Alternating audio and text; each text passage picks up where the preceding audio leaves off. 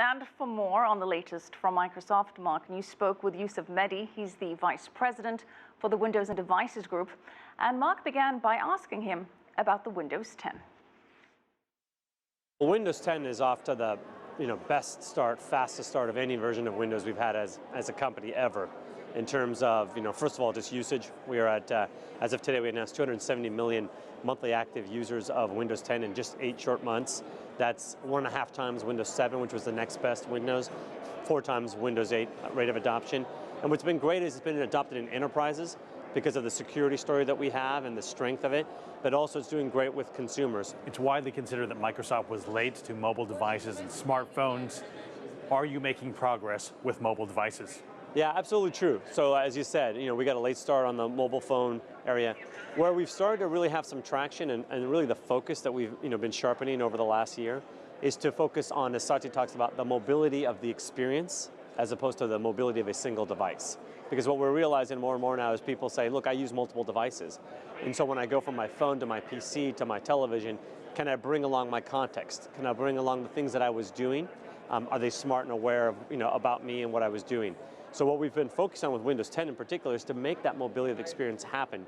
With respect to virtual reality, Oculus Rift, HTC Vive, all those virtual reality headsets are just about to be released or have been released. Why should we hold out for HoloLens?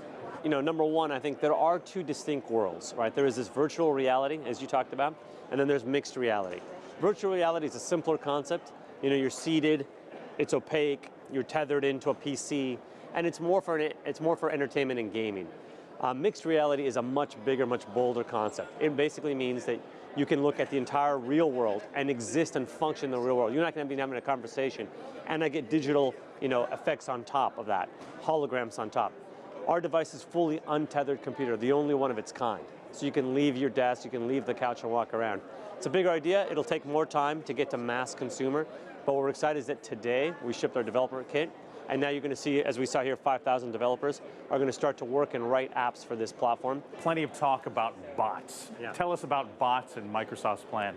Well, if you go back to the core problem for people is that for many people, the interaction, the way they interact with computers is challenging, And even for those people who are more facile with it, even going from, say, touch to apps, there's still a lot of complexity. What app do I find?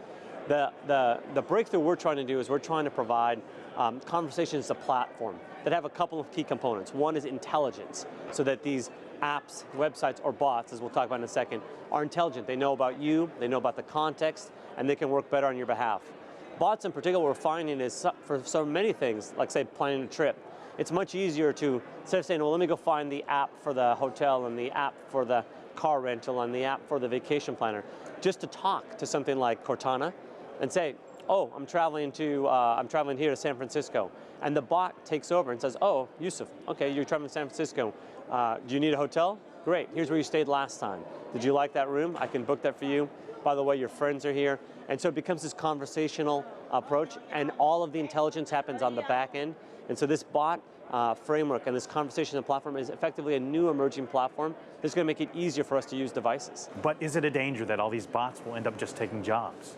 I think that's one of the things that Satya kicked off at the top, which is, he asked 3 very profound questions, one of which was, what is the role and impact of technology in today? Are we adding to the growth of the economy, adding to the jobs? Or are we, making things so much more efficient that some of those jobs go away? And I think like we've seen with many, many different revolutions in technology, some jobs go away, new jobs get created. And I think we'll see that with this effort.